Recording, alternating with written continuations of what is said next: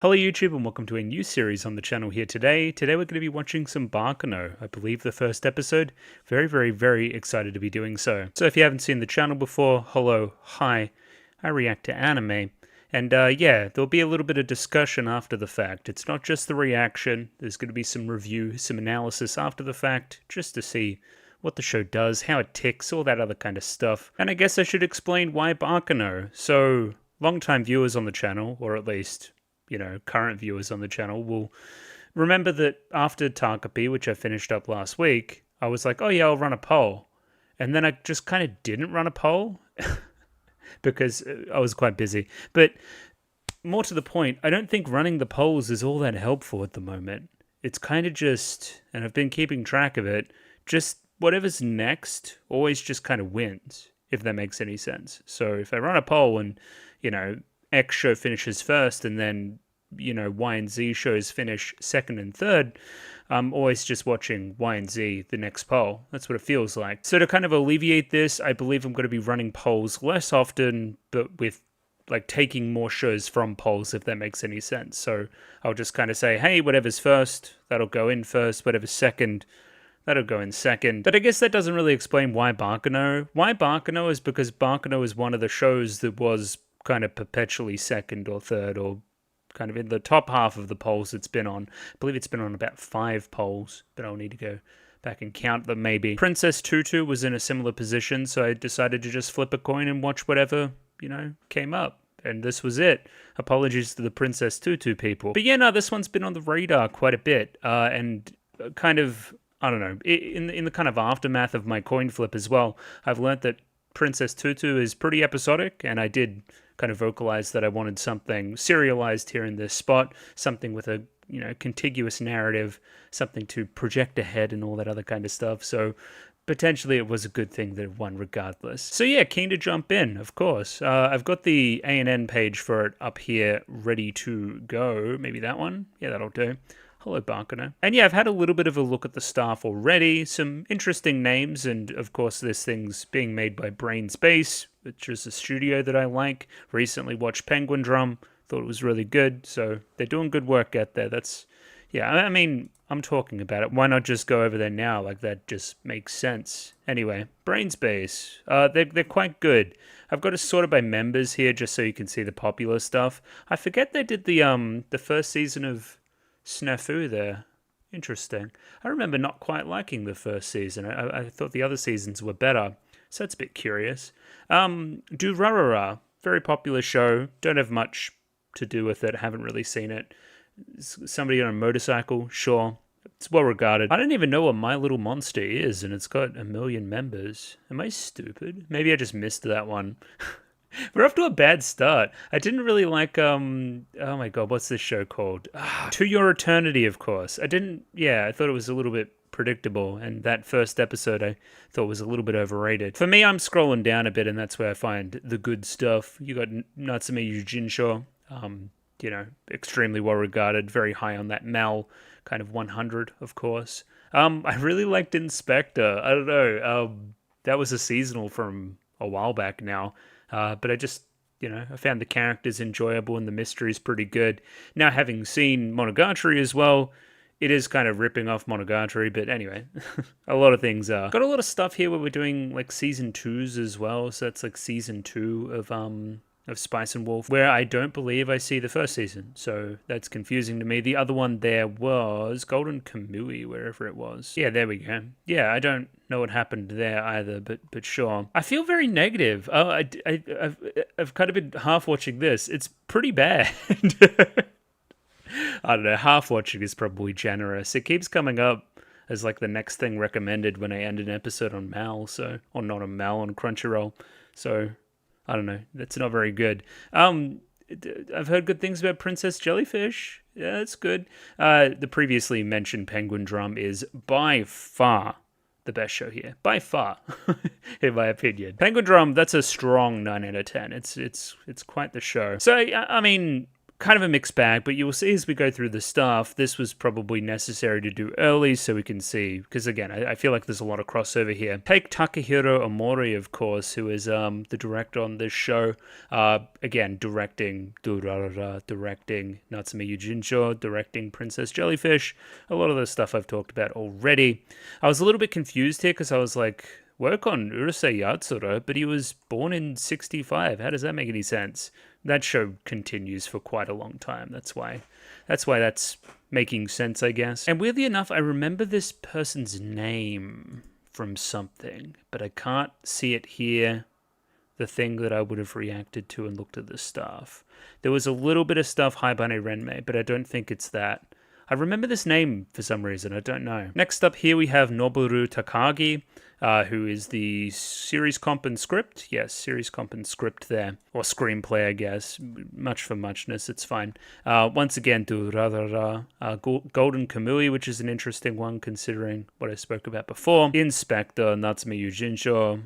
A lot of these ones that we've been saying. I mean, the Durarara connection is a little bit more interesting as we move towards... Was it you? Yeah, the original creator here of the story of Baccano, who is also the original creator and the story for Durarara. So these two are pretty intrinsically linked. This also answers my question as well, which is Baccano is based on a light novel. It's a light novel first, and then the manga, then the TV anime, I believe. Which makes sense, because I knew that Durarara was a light novel as well. So, okay, we're getting there. Light novel adaptation. Normally very writerly, normally a lot of words, a lot of dialogue, normally very clever. That's kind of what you can expect from that kind of thing. Again, that's generalizing, but generally is the case for a reason. Akira Ito here, the art director. Oh, that's an interesting one. Shoshimin, which is, aired recently, the art director on that. That's pretty cool. What else we got here? Elfen Lead... Altanoa Zero? Sure. Sure. Once again, Durarara. Big connections here between the two. Isn't this some Fate too? I think that's Fate. Other than that, not much relevant work that I can see in the old art direction space. And no crazy picks here, they're all just pretty solid. Finally here we have music by Makoto Yoshimori. And if I'm missing any particular big names here, then sorry, I missed them. We're keeping the fucking circle tight here. I feel like a broken record. That's Durarara, that's Natsume Yujincho, that's Gakko and Alice I've seen a couple of times too, Princess Jellyfish. They're all there. They're all there, of course. And in my other series, I sometimes bring up a key visual and have a look. This one, I just kind of want to roll straight in. This is probably the most you're going to get out of me about what my expectations are about the show and what I know about it. I believe it's a period piece. May even be set in the States by the look of the back here, like a Chicago-type job or something. Anyway, I don't know, I'm guessing. Baccano is interesting, too. What does Baccano mean? I mean, I noticed katakana up here, which is telling me generally it isn't a Japanese word. Seems to be a proper noun, but why is it being shouted? I don't know. Why is there an exclamation point there? I believe the narrative is told a tad unconventionally as well. Again, that's just something I've kind of picked up through osmosis. It's not, I don't know, I guess the application of that beyond... I just know it exists, I guess. So what have we learned there? Light novel adaptation, very writerly, solid stuff, made in the mid-2000s? 2007, maybe? Yeah, 2007. And maybe a little bit wonky, unconventional, and very serialized. The other question that I would have is Baccano finished? Am I going to see the full story here? Which, again, I guess I'll learn by the very end of it, but I digress. Yeah, I'm keen to jump in. I'm keen to just, get that first episode, get my sea legs, do all that kind of stuff. I guess I should probably talk copies. I've got the DVD version, which isn't the DVD version. They've got a different name for it. I believe it's just MTBB with the dub, maybe. But I'm not doing the dub, I'm doing the sub, because I did a straw poll and then the sub one, so... Anyway, point being, MTBB, if you get that version, the subs are going to be the same. I'm not doing official stuff, but that's not for any particular reason. I haven't heard anything. If people want me to change my mind, I can change my mind. There we go. That's a lot of qualifiers, but sure. So I'm only doing one episode today just to kind of jump in, but if you wanted to see some more episodes, Patreon is linked in the description below. For just $6 a month, you can get episodes 1 week early. It's your prerogative. If you want it, it's down there, ready to go. I don't know, have at it, I guess. Many people have had a look, such as Mickey Babbers, AF, AJ, Akumenta, Bananarama Hamadama-sama, BD422, Bisa, Blue Sky, Capella, Chobarubi, Dapper Dwarf, Ed, Fancy Question Mark, Fleur Nightingale, Fruit, Gloriana Tenebrae, Glyke, Gus N, Hans Peter, Ika, Iwayuru, Yako Yavanen, Jami Boo, Joran, Kasogtha, Clem, Nosta, Kotbejimot, Lick H, Lou, Miru, Mistake L Chen, Molly Weinberger, Mr. Maniacs, Parnick, Pencil Sharp 333, Rodlad B&K, St. Lily, Sal, Sam1373, Skeleton, Tentacle Member, Waifu Overdose, Without a Net, Yuki Ali, Binshi, Kelvin, Voodoo Chili, Aiden O'Brien, and Marco-san. Thank you to everybody for giving me money. I enjoy the money. Let's jump right in. No more setup. Let's see what the go is with episode 1 of Baccano. Rightio, I have episode 1 of Baccano up there ready to go. 24 minutes and 41 seconds on this one, so sync up accordingly with your own copy. If you don't want to do that, there's a picture-in-picture version in the description below as well. And just having brought up the episode here now as well, I forgot it was 480p. So it is a DVD version, I guess. It isn't like HD. So, we did Hi Bunny Renmei. I'm sure it'll be fine. Either way, let's give this thing a 3, 2, 1. Rightio, 3, 2, 1, go. Coin flip. And probably opening. Considering there's credits on the screen and music playing. Were we in costumes? Okay, and we're gonna get names here too. Chocolate? Were we stealing chocolate?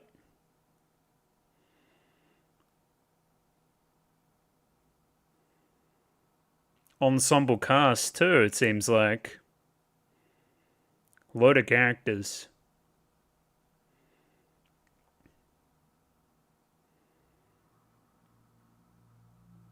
Western names too. Maybe, if you can call it that. I don't know what that name was.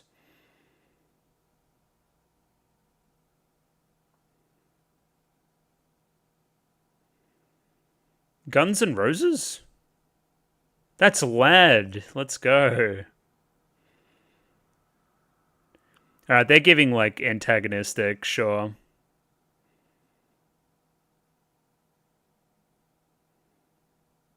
I'm liking this. Seems very like pulpy.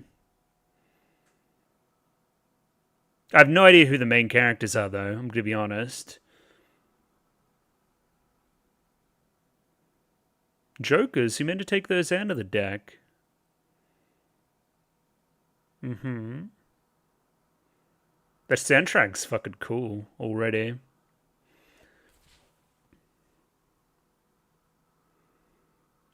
Alright, what are you doing? Why are you on the table? Explain yourself.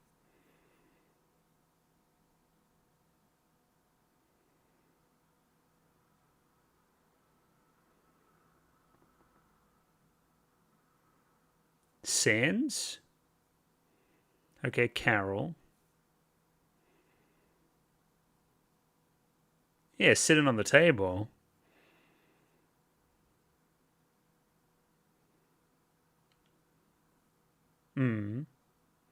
What kind of story? A series of strange tales. Is this our framing device?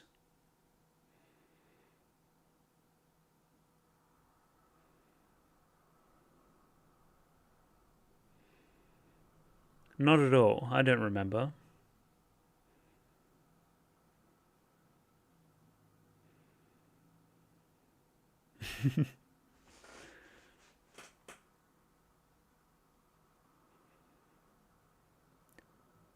Is this guy gonna poo-poo rainbows?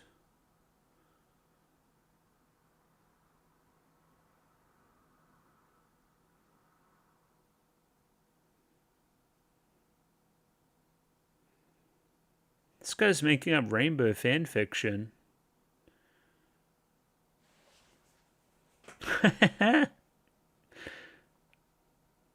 She's so fucking confused.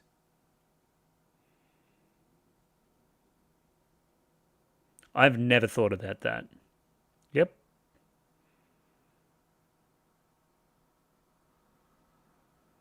What is your job? Who are you? Are you a reporter? But he seems very rich. What's the score?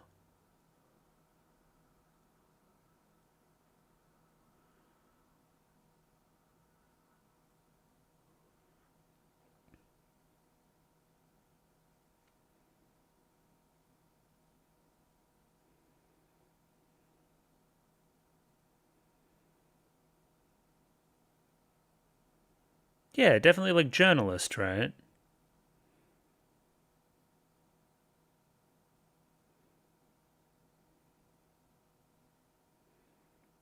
Well, I would think perspective, right? The voice acting's really fun, though.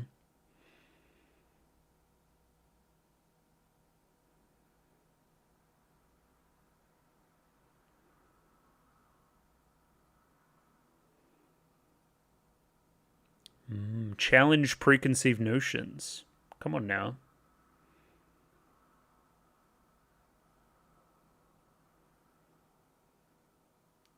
Vice President of the Daily Days. There you go.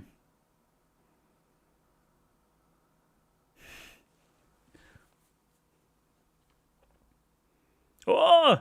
Long way back.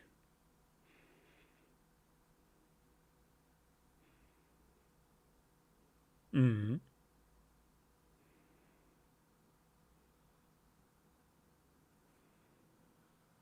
Pardon me? That's a cool shot, though.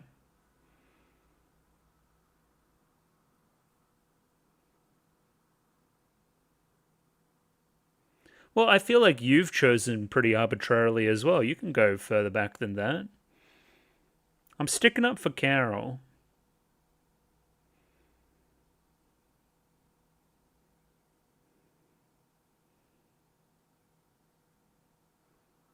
That was almost very Monogatari. I liked that. A very Shaft, I guess.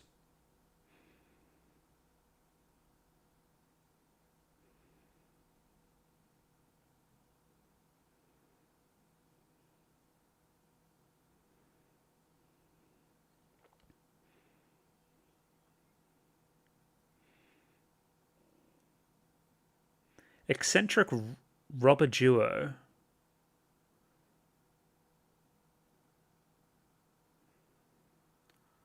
Was a cursed death? What? What? No! His head got blown smooth off. What the fuck?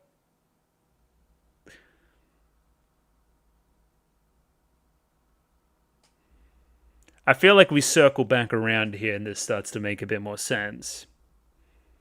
Did I say the light novel writers are generally, like, very smart? Or at least think they're very smart?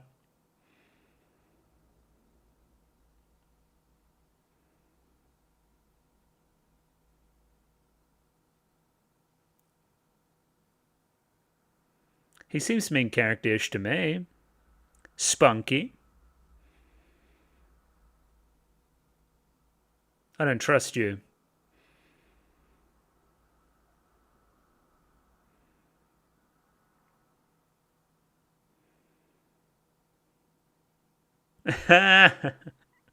Don't call him out.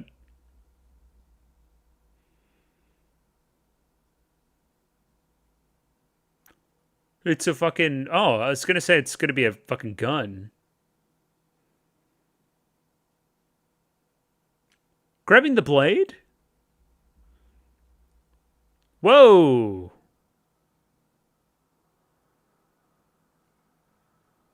Sharp fucking knife. What is happening?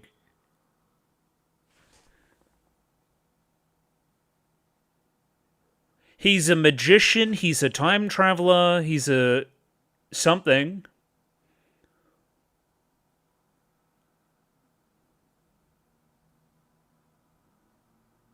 What does that mean? What? Why are you laughing? Is it like a perspective thing again?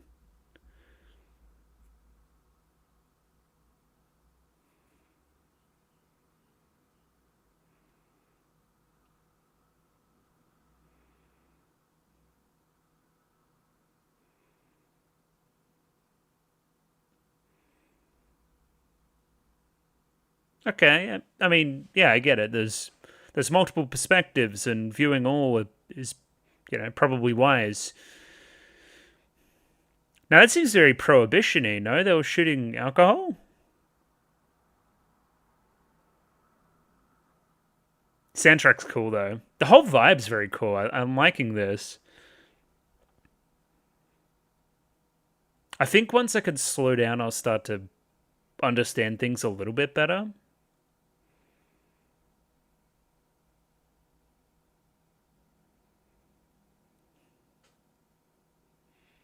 Okay, greedy guy.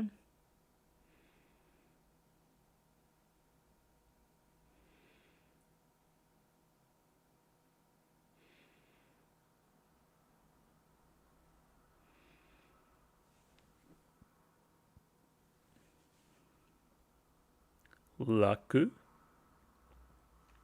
Is that a voice I recognize? He's in everything, man. I didn't even look at the voice actors, actually. Maybe I should.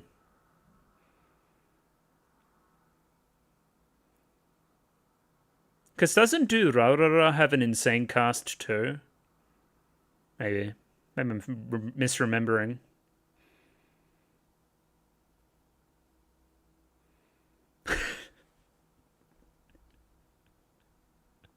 uh.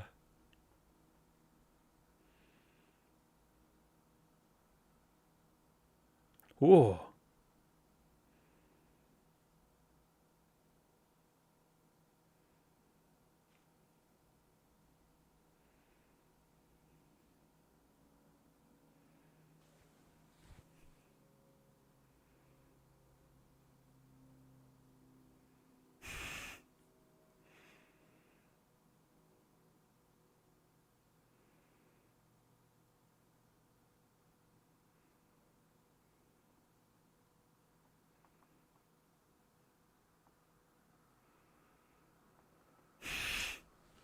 He's funny.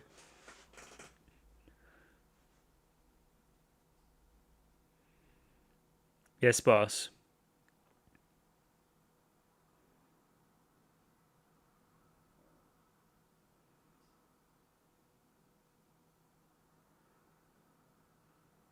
Dallas?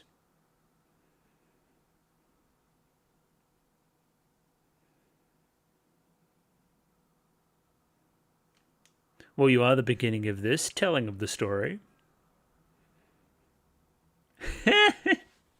That guy's great. Oh, I need to get his name again. The vice president guy.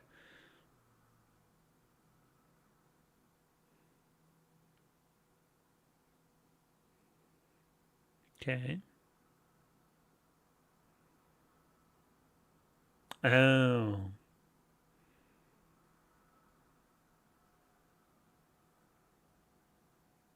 He may want revenge.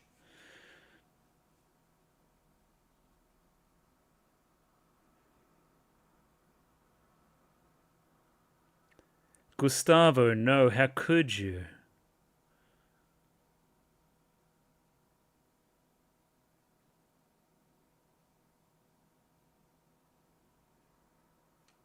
Gustavo?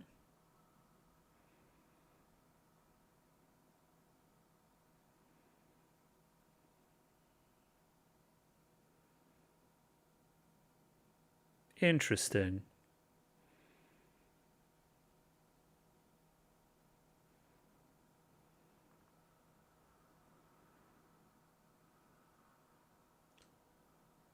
I think you may run into some trouble with my good friend Dallas.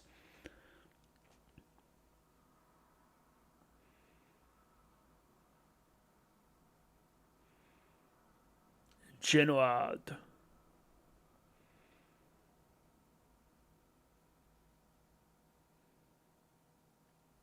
Hey, so this is like some like mafia stuff too, right?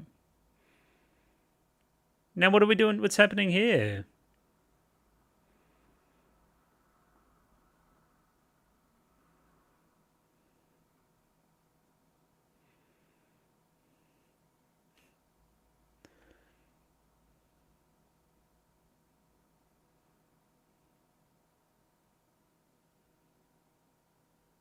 Oh, Yure.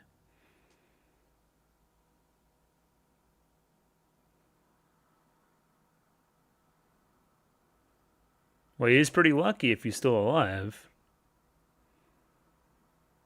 Do one more.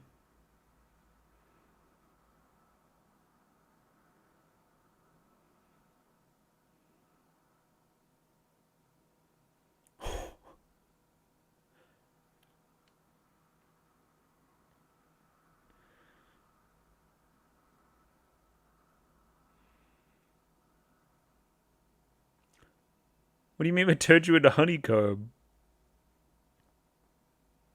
Maybe it was that fucking magician from before.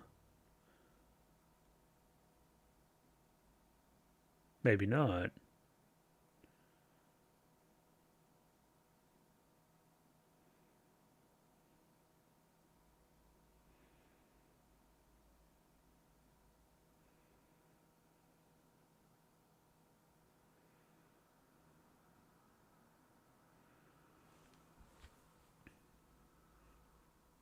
Damn, he's spitting. Oh.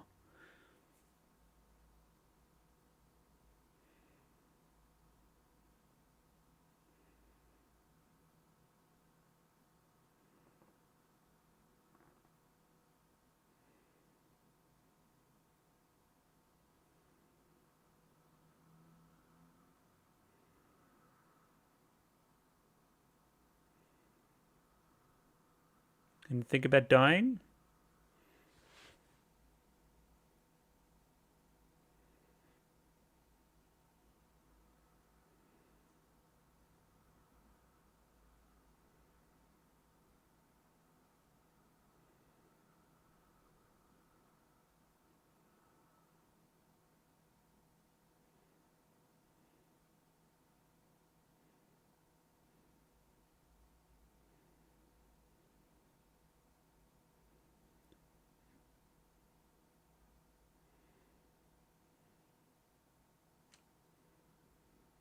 We love the flying pussyfoot.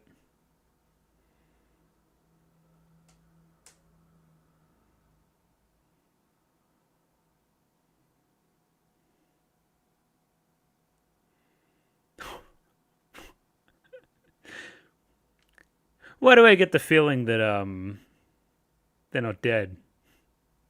Turn me into honeycomb?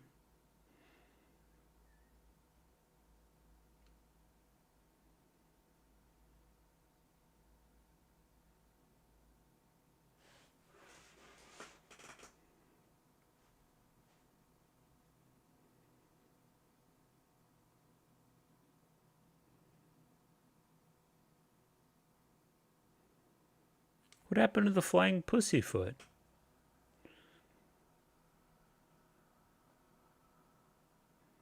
Well, can you tell me at least? Don't tell him.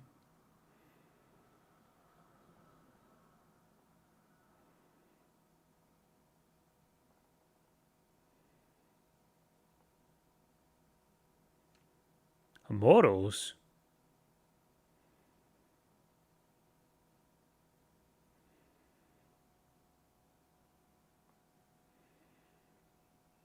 Well, they probably did if they're immortal.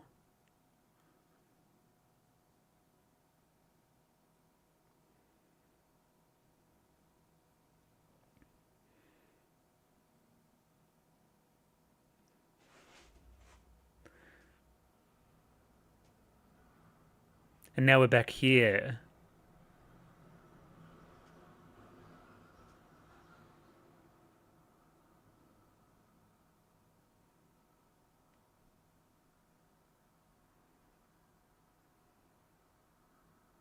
Pretty lucky, huh?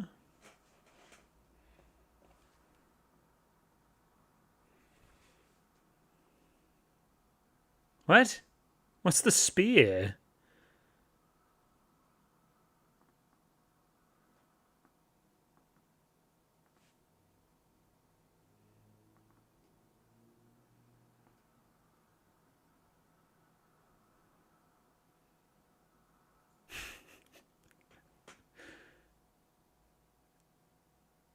Yeah, cool. We've seen this trick once already.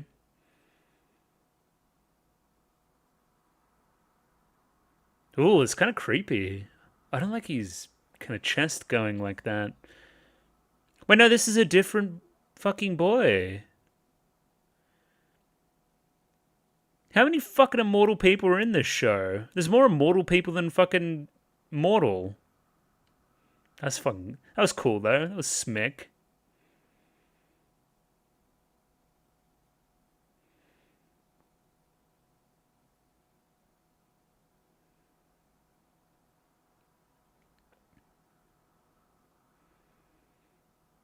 Oh, got one.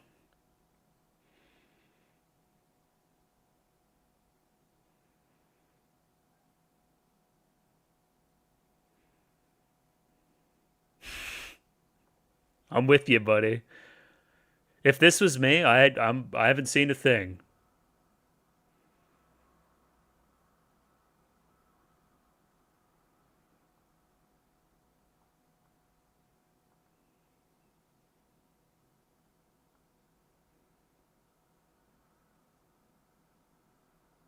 What?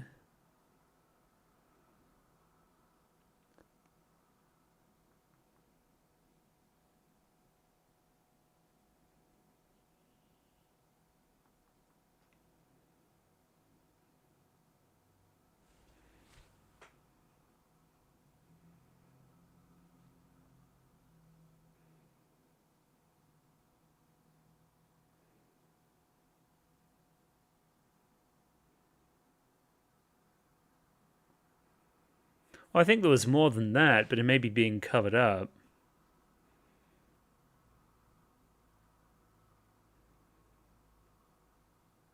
No way. I'm a big train guy for sure.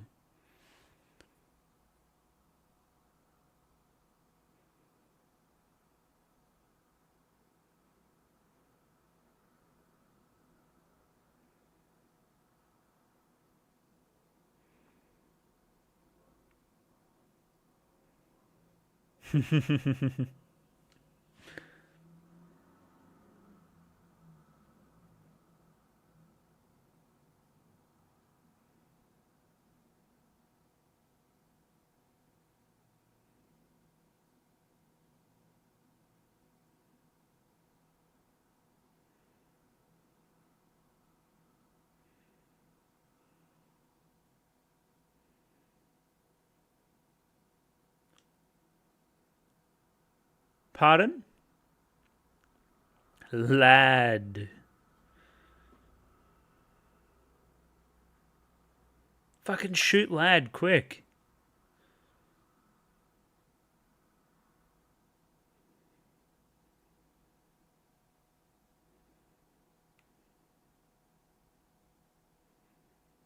Okay.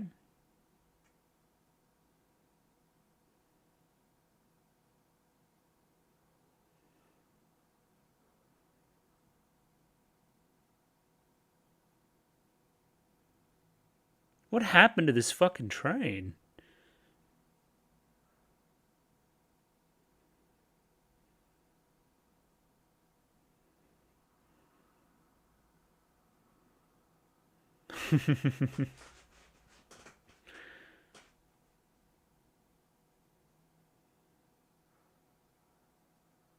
That's my boy, Isaac, the cowboy. They were dressing in costumes in the opening, I remember that. Small boy? Who is also immortal? I don't know. Needless to say, I'm gonna be fucking. I'm putting this all together. Don't doubt me. I'll get there. Song's very pretty. I think I know the artist. Maybe we'll see. It was a lot, and I want to slow it down. And obviously it'll reward rewatches and stuff. But Mafia? Period piece. Meta about narrative. Like, the narrative itself knows that it's jumbled. That's one of the major, like, points that, you know. So it opens on a kind of character that's just kind of reporting on it with a bunch of shit spread all over a table. And we're jumping around a lot, and there seems to be something supernatural going on, which was unexpected. I didn't really see the supernatural element coming into it at all. Song's called Calling. I'll have to see who does it. A million characters, a million proper nouns. But we're gonna lock in. We're gonna get there.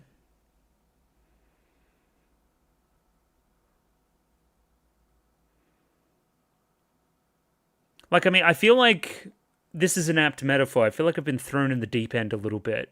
I'm just kind of swimming. I'm having a look. Are we doing next time ons? I don't see any shame in doing this one. Maybe you guys can let me know. If they get a bit spoilery, maybe not. Cool. We're going to come back and we're going to have another discussion about Baccano, episode 1. Try to figure some stuff out. And there we have it. Episode 1 of Baccano. A little bit confused, but I think that's only natural. Again, as I explained during the ED, I feel like the show wants you to be confused. It's meant to be kind of a big jumbled mess at the moment. You're meant to put together, you know, a few things here and there, but, you know, it'll come into clearer view as you continue with the show. I'm a little bit surprised that outside of maybe, Gustav, because he was pretty cool, and Firo and Luck, there isn't really a kind of main character-y presence, I would argue. Now listen, if I was making an anime, I would have the main characters be these two. But we don't really we haven't really seen them at all. So I think we're being cute, I reckon. I don't know, because this is like Isaac and Miria, I believe. Isaac and Miria. And they're meeting later on. We'll see them, they've come off the flying pussyfoot. And they're going to meet with the rest of the characters that we're hanging with this episode. It is, yeah, it's curious that a lot of that first episode is kind of two separate characters pondering where to start the story. So, again, we're being very clever, we're being very tongue-in-cheek. Again, I've had my fair share of, I guess, light novel adaptations on the channel that challenge story convention and the way the narratives normally go. Wink, wink, nudge, nudge, Nissio Sin. So I'm not exactly completely out of my depth here. It's just going to be a matter of persistence and keeping at it and rereading dialogue. Potentially, again, considering that the dub is apparently acclaimed, maybe I'll watch this episode again later, dubbed. Maybe that'll help with the understanding a little bit too. Do I have any big, sweeping, overall thoughts about the show? Maybe even divorced from the story? It's definitely 480p. I don't know. Is there a Blu-ray version? Should I be investing in that? Let me know. It's very wordy, which, again, I kind of spoke about going in. The voice cast seems kind of insane. I had another look, and there's a couple more cool names there, especially coming off of Sayonara Zetsubo Sensei. There's a couple of similar-looking names there for sure. The pace is kind of fucked, but again, kind of the point and the way that we're telling the story right now means that the pace is kind of fucked. It's very clearly non-chronological as well. At some points, I believe in this episode, we're on the flying pussyfoot, and then something happens on the flying pussyfoot to the point where the passengers need to be rerouted. We're also finding corpses from the flying pussyfoot. We talk about them kind of at the start of the kind of episode. We have Gustav and Carol talking about, you know, the incident on the flying pussyfoot as well. Saying flying pussyfoot a lot. Point being, it's like kind of centering around something's kind of happened there too. Clearly, again, we see, what's his face? Lad's clearly had something go on there too. It's also going to be a matter of, and again, the opening's going to be good at this, surnames seem to be important. It's a little bit mafia, it's a little bit mob, so your family's important and who you belong to. So when they're talking about the Gandors, his name's Luck Gandor. Now that's, again, at the start it's just kind of proper noun soup, but once you start to put it together, it Makes a little bit more sense. And I guess the most intrigue for me, at least in episode 1, it's kind of early days for the bigger plot going on. I didn't think that there would be a supernatural twist, but that's another conversation. The most interesting stuff for me was kind of the discussion of what it means to be like a journalist and what perspective even is, and a lot of those conversations that you would have in a history course or something, right? Just like, you know, there's the truth and there's also the truth, and the truth kind of varies and it depends on perspective, and you need to kind of synthesize a lot of different kind of perspectives and sources into what makes up a point of view. And ultimately, based on what kind of journalism you're doing, you either create a narrative there or you don't. But even kind of by nature of writing it, you kind of, almost implicitly making a narrative along with it too. You're trying to, portray a point and get to something deeper and give off your point of view, even if subconsciously. I don't know. That's an interesting discussion, and I hadn't thought about that kind of stuff probably since high school, which is probably an indictment on me maybe, but cool topic of discussion, I guess. That was a nice point. Overall thoughts, once again, I feel like it's early days, so we're just going to need to lock in a little bit more and figure some stuff out and have some jumping off points for next week. So I think first things first, let's rewatch this opening. I believe it's just a bunch of character names and they all show up and it's a big old crazy, ensemble cast. So Isaac and Miria, right? They seem like trouble. I don't know if trouble's the right word. She's very ganky. I like our limited interactions with her. They're like, did we mention that they were like super criminals or something, or like master thieves? I feel like that was their vibe maybe, because we see them here kind of trying to find costumes, and they do end up finding costumes, kind of mixing up our kind of Christmas stuff with our Halloween stuff, and then they go off and they rob some bloke. Isaac, Deanne, Miria, Harvent. To which this guy then shows them a bunch of chocolate bars, a bunch of Hershey's, sure. Where again, this is also a title sequence, which is cool. Maybe Baccano's a chocolate brand. You never know. Yeah, I mean, I feel like they're just kind of troublemakers. Now, notably as well, is I think the thing that is connecting all these people is obviously the immortality thing, people coming back to life. I think this might be early in the Flying Pussyfoot stuff, maybe, when they're on the train, but I believe Isaac's ear gets cut and then it regenerates. So I feel like he's in with that too, and that's kind of everyone's connecting kind of tissue. You have those investigator guys later on mentioning the immortality and that kind of thing too. So one to watch. Obviously, Lad's involved too, I believe, because why else would he be the only survivor? Anyway, weird. So then there we have Fiero, of course, and Misa. I believe we briefly see Misa. Maybe a little bit earlier, but he's definitely in that interaction at the end. Now, Keith Gandor. We have Luck Gandor. So how do Keith and Luck know each other? Anyway, we'll keep that in mind. And there's Burger Gandor. Yeah, there he is. So they're all playing kind of poker together, sure. I don't believe we've met, Sizzard? Sillard? I don't know. Fucking Slizzard? What's his name? And Ennis. Anyway, we'll get down these characters. That's probably the other thing as well. I mean, aesthetics of the show.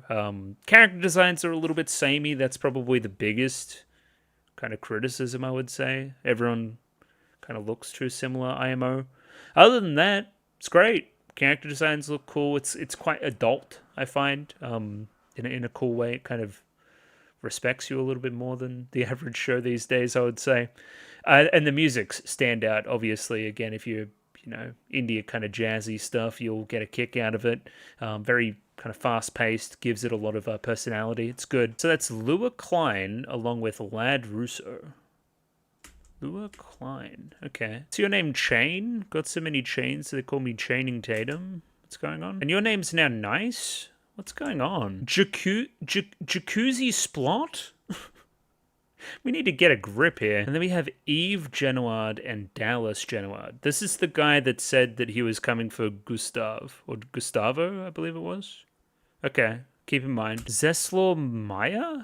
This is the kid as well. He also is immortal, I think. Okay, and then we pull the Joker card. I didn't notice this. It's Isaac and Miria. Sure. Okay, great. I feel like even replaying that thing even once, right, I got a better idea of whatever the hell's going on. Even now, like, Ouroboros is an interesting metaphor to start the story with. I don't know, I feel like this immortality stuff may have an end point, which may not be advantageous for everybody. We open on a very well animated Carol who is on the table investigating, opening various books and trying to get all the facts straight. Again, this is almost the framing device for us telling the story, almost struggling to find a starting point and needing to, like, catch everybody up on a million things at once. It's a jumbled mess, much like this is. I feel like it's apt, and quite an interesting and unexpected start to the story. I really quite liked it. How old is Carol? That eludes me a little bit. Either way, in walks Gustav, who is the vice president of the Daily Days, which is a publication of some kind, probably a newspaper, where they're writing this story. This is all crucial context stuff. I'm also now noticing that there is a character called Gustav and a character called Gustavo. So I don't think they're fucking related. It's just an interesting one. Did we run out of names? Now this here's another interesting thing. So we're kind of playing a little bit fast and loose with, you know, Gustav and Carol's involvement in the story. I feel like they were first-person witnesses, right? They were like, you know, what's the word? They were like a really good source of information here. So I'm wondering how intertwined they get with things. One, they don't have title cards in the opening, so maybe not. It's just curious they're on a train. And again, this kind of involves an incident around a train that we don't really get to see quite yet, really. So I don't know, I don't think it's evolved, but food for thought. Maybe it's just thematic. Either way, it goes into a thing where Gustav is kind of recounting the story to Carol about the one time that they were on a train, right? And we have this metaphor of the rainbow. So Carol just sees the rainbow and thinks, oh, rainbows. I like rainbows. Rainbows are cool. But then Gustav's like, oh, but what if rainbows were omens? What if they were actually bad? All this is to do is to set up the general idea of perspective being important and differing views and to challenge preconceived notions. It's just a little lesson for Carol, which is, I don't know, she probably needs it. Now, the rainbow here is also the curiosity, so you could look at it from the perspective of, okay, what's the curiosity in the rest of the story we're telling? It's the immortality stuff. So, is the immortality stuff maybe a little bit more sinister than we're giving it credit at the moment? It may seem like a cool little parlor trick, it may even, you know, bring amazement and joy. But there could be some dark underbelly thing, as potentially a harbinger of natural disaster or something. Again, just introducing the concept early. What if immortality fell into the wrong hands, potentially? Rainbow's also a cool metaphor too, because it's, you know, obviously multicolored, but they're all kind of following the same arc. So again, it's a great metaphor for various different characters of all walks of life, kind of intersecting and following an arc of a story. It shows kind of the refraction point where everybody kind of meets each other, you know? It's very smart, very early stuff. Did I say this was a light novel? It screams light novel to me. Like, it may be really weird. This may be a crazy comparison, but the thing on the channel that watching this has reminded me of the most is Katanagatari. And I'm liking it for the same reasons that I liked Katanagatari. It's setting up a lot of intrigue very early and a lot of questions, but I feel like the questions they're posing are interesting, and we're writing it in an interesting way. I don't know, they feel linked in my mind for some reason. I don't know. I just really love Gustav here. He's got his little kind of, you know, mannerisms and stuff, like giving out point scores to various answers that Carol gives, always judging her, always being that kind of teacher for her. Carol has a pretty basic view here of, hey, it's just our job to kind of reveal what is true and what is false. And it's like, well, yeah, but that's only barely scratching the surface. Again, especially when true and false, based on person perspective, could change at all times based on what different characters know and what other different characters don't know. What is the meaning of the truth, I guess? Also very saucy. I like the transition here from kind of having the conversation about this topic over here to remember that anecdote, you know, about the truth and about information and about, you know, to never stop thinking once you gain one perspective, I guess. And like that snap back to reality. Hey, Carol, remember your training, essentially. Also the link there being that he's doing a little bit of folding on the newspaper and kind of slaps it right at that point too. It's It's cool. It's very cool. A story is not information, nor is it the accumulation of information. Now, are we going to get a little bit kind of cynical about what a story is as well? Because a story has a beginning, middle, and end and tells a moral, or, you know, has an arc in it or something, or a character changes, and that's not always, again, the most kind of realistic view of what a story as it pertains to a newspaper should be. But also, it's kind of your job as a journalist to have a look at that and think about, hey, well, is this interesting to read? Is it not just, you know, a list of facts? Do I actually come out on the other side with something interesting to say? So after berating Carol a little bit, we have Gustav here going into a little bit of, you know, various other starting points that we could have chosen other than, you know, 1930s November. 1930, the year 1930, November, month November. Can I speak? Anyway, because why did Carol choose that as, you know, the start point? Because we could start here inside the Advena Avis as it crosses the Atlantic. Now, if I was to project forward without seeing anything else here, this could be the start of the whole immortality kind of debacle. Which, I mean, do we have a character that kind of looks like you with the glasses? Who was Mavis or something? No, you don't look all that the same. I'm not going to jump at shadows there, I don't think. But yeah, no, we've got like it's like a pentagram or something. It's like some Full Metal Alchemist shit. I don't know what's going on there. So now here's the other one, right? Perhaps it might be best to start with the transcontinental flying pussyfoot. From the nasty business that happened on board to the cover-up afterwards. I feel like that's kind of what we're getting into now, or at least getting some information around the incident. I don't believe we saw this character, but he's fucking booking it on the train, so I don't know what happened there. Now, very interestingly here, like, follow me on this one. Carol's kind of explaining her perspective, and you'll see the cut here, right?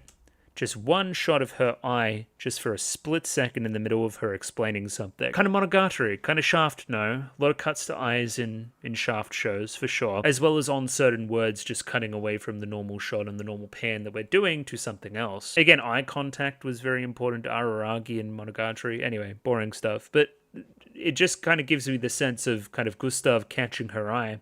And I wonder if, again, we're pulling kind of inspiration from similar spots there. But Gustav is still critical, doesn't think that, again, starting it at that kind of November 1930 date is the best idea, even if it's the most legible. Instead, we must focus instead on the characters. From there, we see Isaac's ear get kind of cut, which then Miria kind of goes crazy. What if we were to look at that eccentric robber duo as the main characters? Well, they definitely give off main character energy. He just looks like Lupin, right? Like, totally. It's the face shape, right? Or the young lad suffering with a cursed destiny. So, yeah, this is where Lad is, for sure. So something goes awry here, because they're on the train right now. Something goes awry with this interaction. The kid's head gets blown smooth off here, though, I remember.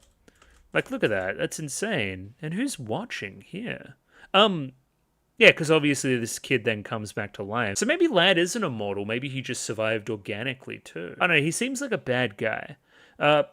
Point being, these two have beef, and I don't really understand why. Oh, and this was in the episode. Or perhaps we go to the Gandor's family's brilliant young capo, which is Luck.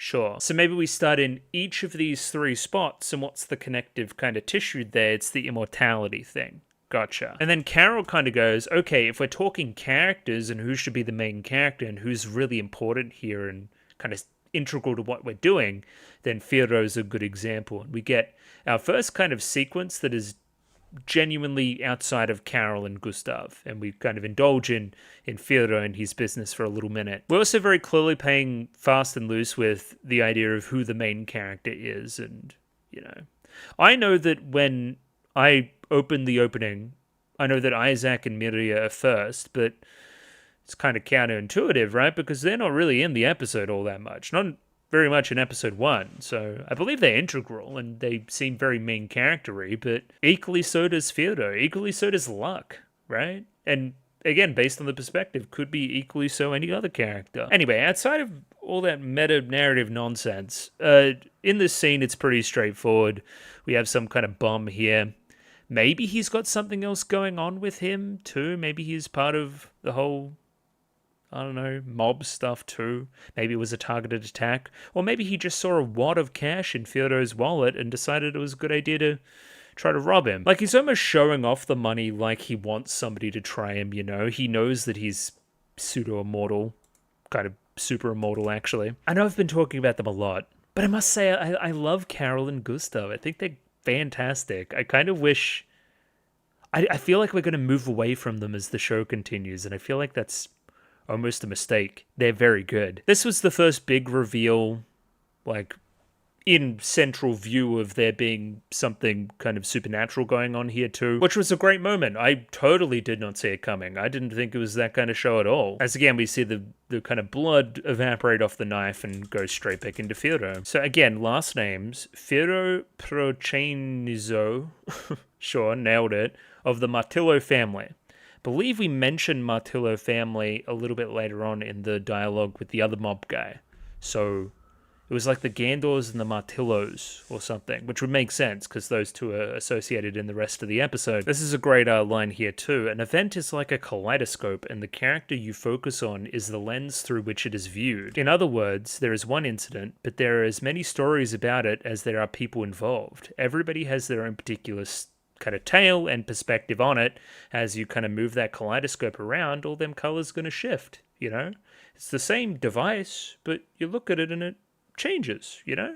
I don't know. It's a nice little metaphor. I like the line. So I believe what we're doing here with this small montage is just kind of giving a view of the setting overall, I guess, and the time period, which is, again, the 1930s, kind of almost that kind of Great Depression type stuff, a lot of unemployment, organized crime. I don't think we ever got a city, but it's fucking sure looks like Chicago. Chicago or New York. It's like, I don't know, they're your two big mob cities, kind of. Oh, but even, okay, so that's New York, but we kind of saw Hollywood there too.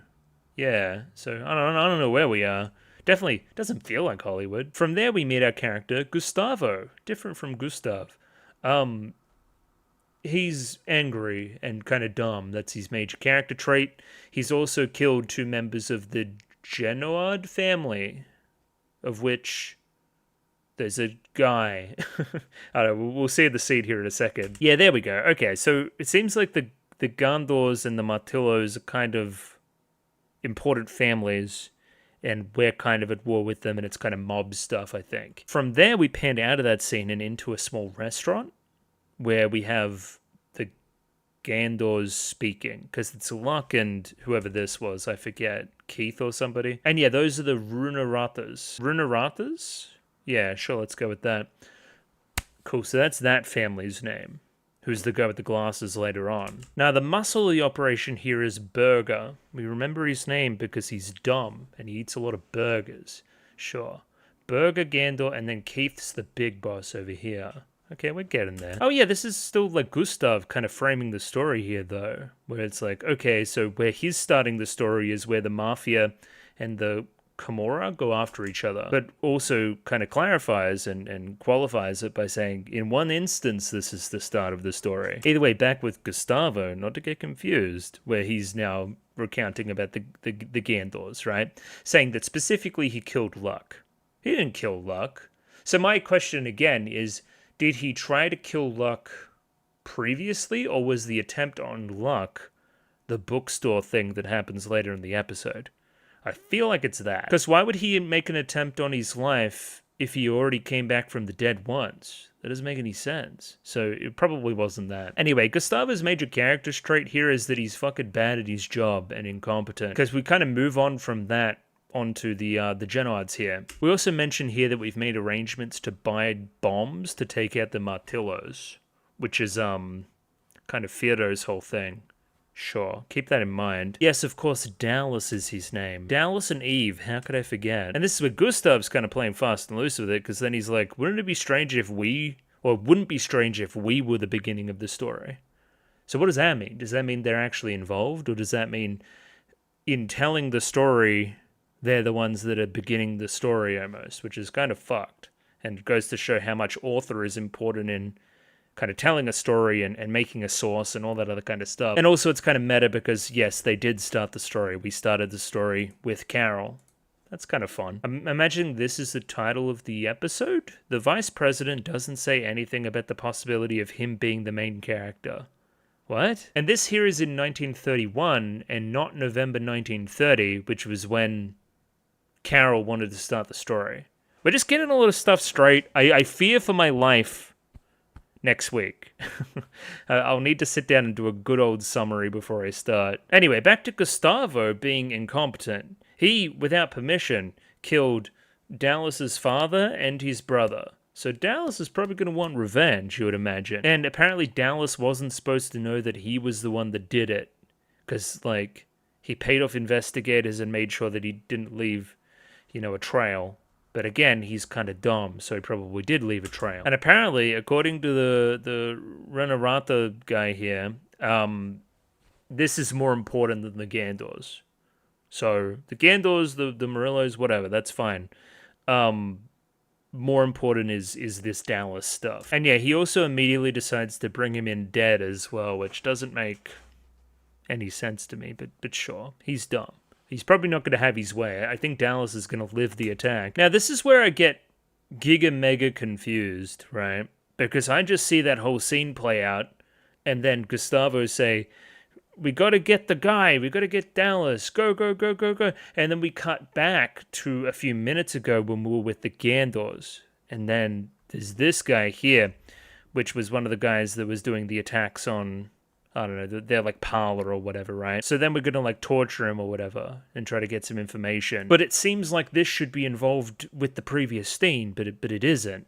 This is what I mean, like, I'm giving the show leeway because I know what it's trying to do. It's trying to be all jumbled and kind of messy early before it all kind of comes back together and makes a little bit more sense. It's clunky in the moment. And again, I'm wondering if, again, maybe a dub fixes that too, or at least lessens it, because you're not reading as much and you can focus a little bit more on this stuff. Again, not criticism. It's more just, okay, this is the explanation as to why I felt that way. Oh no, they must have killed Luck already once, or at least thought they did, because this guy's like, oh, but we got you. You look like you've seen a ghost. That would imply that, yeah, okay, he's already been dead once. There's also this weirdo with the scissors. I don't really know what that's about. He tortures people for information, I think. So yeah, from there, what we want to know is the man who turned me into a honeycomb. No, and then from there, okay, so it is the book incident. All right, that cut's weird too, because it's like, okay, who turned me into a honeycomb? And then we transition into what happened to turn him into a honeycomb. Gotcha. Did you get it? Honeycomb, because he's got a bunch of holes in him. I thought that was clever. I liked it. Now, I looked this one up as well. I typed in some of this these verses here. It's a poem from Edgar Allan Poe, Spirits of the Dead, I believe. Which, I mean, I haven't read much Poe, so I'm probably not one to say, but I'm going to imagine it's a pretty straightforward metaphor about death, and the avoidance of which. I think he says something clever here, like, oh, it used to scare me a little bit, but it's different now. I don't really, fear those words the same way. Ever since the incident a year ago, maybe because when I lost any need to be afraid, I lost any feelings of anxiety with it. So again, yeah, I used to be scared of the poem. Incident a year ago, November 1930. November 1930 may be the time which all these characters kind of intersect and we kind of get this immortality thing going on. Maybe that's the vibe. Similarly, Firo also, like, he's immortal too, so he doesn't hold the same fears, but he doesn't seem as overburdened with intelligence such as you, m'lady. So they both suspect the Runaratas as well. There's an interesting line here where Luck almost wants to protect Firo and wants him not to get as involved, but you're both immortal, so why would it matter? Again, you seem a little bit more world-weary and a little bit more... you seem very young and spunky and stuff. Or again, you've got a bit of a head on your shoulders and a little bit more of some perspective, maybe. Apparently, to help with the issue, we've called in Vino, and Vino will also bring along Claire. Or maybe Vino is Claire? That's also what the dialogue there would imply. It's hard without seeing the character. Anyway, they're on the train too. They're on the Flying Pussyfoot. Please keep that in mind. And Isaac and Miria on the same train as well. So we all know each other, sure. Either way, we're talking about picking everybody up from the train. Misa, Isaac, Miria, all them. Claire's going to be there too, but that's when we get shot. But we know that this doesn't go the way we think it's going to go. Once again, a really weird cut there, where we cut to a different scene, which is tangentially involved, but It's a different set of characters with a different incident and a different point in time. It's very separate, you know? Makes me wonder how it's written. I wonder if this was where a chapter kind of ended and then another chapter begins, and we're doing a very kind of strict adaptation of the material there. So question, is there multiple incidents on the Flying Pussyfoot? Maybe. Because here's what we know is happening. Characters are traveling aboard it. It's a pretty famous train. I believe the stuff with the fucking Isaac in the ear happens on there too. An incident happens whereby passengers aboard the Flying Pussyfoot are now dead. There's like in the tens of people dead, as well as lads not aboard, as well as the train fucking swapped over at some point too. It's just a lot of things to happen on the one train at once. So I don't know, maybe there'll be more clarity there as we continue as well. These two investigator guys, they're interested in this from an FBI perspective or something. They know that something fishy's going on, and they're privy to the immortality-ness of it all. From a writing perspective, it's pretty clever because we've just come out of a scene, right?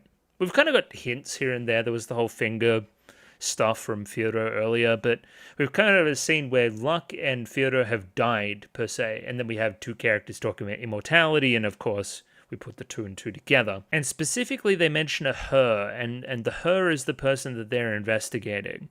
So it seems like you guys are private investigators rather than government investigators. Sure. So you're like looking for more information into like somebody. Did she make it out okay? Back at the bookstore now, I like the bookstore like salesperson library guy here who's just like, I saw you just die, and I saw your friend die too. You've got holes all through your fucking clothes. And then Luck's like, yeah, don't worry about it. And he's like, I won't.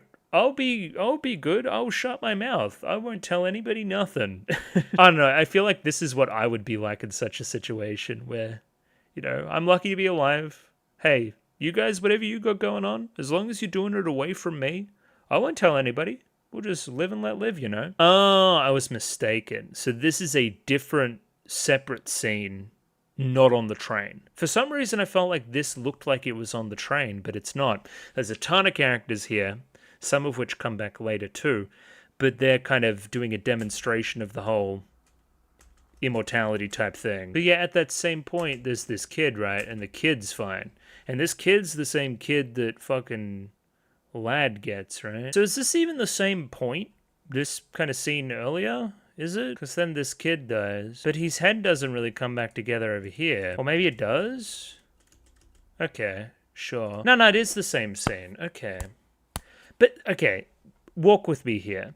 So then, alright. If we go back to this scene back here, look at this. So cut on the ear, sure, the cut will eventually heal. Look at the camera. So the camera here zooms out from him, like so, and then goes to the back of the train. It makes it seem like both of these incidents are happening on the train at the same time. Anyway, more to keep in mind. I'm sure we'll break down the train a little bit more later. And again, Fyodor, very spunky here. He jumps straight out and tracks down one of the perpetrators, okay, now it's coming together. This guy here is the guy that we're torturing. The Gandals are torturing in the other room. The cheek, the guy with the scissors. Yeah. So then there's this guy on top of the train. This is very esoteric, this one. Just to find you, I promise, is all we really get there. This will come back. Keep it in mind. Some forlorn guy on the train is looking for somebody. Anyway, now we're at the train station. We're waiting for the Flying Pussyfoot to come in. And Fyodor is really keen to see the train because it's quite, you know, staggering and pretty opulent and stuff. Even ostentatious is a word we use. But apparently the Flying Pussyfoot itself had a breakdown and all the passenger cars were switched to another train. So you're not going to see the full Pussyfoot, if that makes any sense. But there's also a bunch of passengers missing. It's all fishy. It feels like a cover-up, no? Like there's something... And the investigators were talking about a cover-up. How are we going to cover this up? So there's something weird's going on. This miser dude, he confuses me. I don't know. I don't trust him. Apparently his old friend is on the train here. I forget who that is, because it seems like everybody else knows who Isaac and Mirya and Claire are and all those characters, but not whoever Miser's friend is. Claire is Genki but selfish, where Maisa's friend is selfless. From there, we then go into Lad playing silly buggers. I don't know what's going on here. So he seems pretty evil. I don't know what his go is.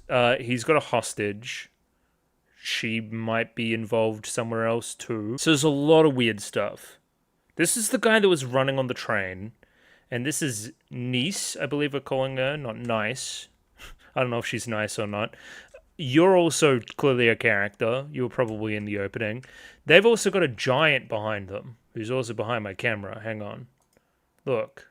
Something weird's going on. I don't know what the fuck they're doing. That's scaring me. And then there's this character who's floating in the drink. So they found her. So that might have been who the investigators were after, maybe? Either way, fucking Isaac and Miria are here. And then Maisa locks eyes with the kid who's here. Now, is this the kid that got his head blown smooth off? Different kid? Maybe? Weird. So to my we're missing a Claire. Where's Claire? That's Lua Klein. That's like the hostage that's with Lad. Or at least she doesn't seem super enthusiastic about being there. And this is Chain. This isn't Claire. She was the one that was floating on the luggage. Is this little this is the kid that got his head blown off. And he's also the last person we see here, right? Show me the kid again. Yeah, no, same kid. Okay. So interesting that Maisa says that he's an old friend, right? When he's a kid. Like, how does that make any sense? I mean, I know how it makes sense. It's an immortality thing, but like, is it immortality in that it stops aging, or is it immortality in that it fucking stops you from getting killed? Anyway, plenty of questions. Lots and lots of pontificating. But a very cool show. We'll leave it there. Obviously, again, there's an ED to worry about too. We'll do that next week. Yeah, I'm pretty sure I meant to kind of be confused. I think that's the vibe. So we're going to leave it there and just kind of revel in my own confusion and just be satisfied with that. Anyway, 2 thumbs up. It's very entertaining. And, you know, I want to see where the mystery goes. I want to see how everything connects, I guess. It's kind of giving me time travel fiction where early on it's a little bit overwhelming and there's a lot of stuff going on, but once you get your sea legs a little bit more, you'll see the connections and it'll be very cool. But yeah, 2 thumbs up, as I said. Patreon if you want to be that 1 week ahead. Like the video, subscribe, all that other kind of stuff. And I'll see you next time. Thank you for watching. Ciao. Bye-bye.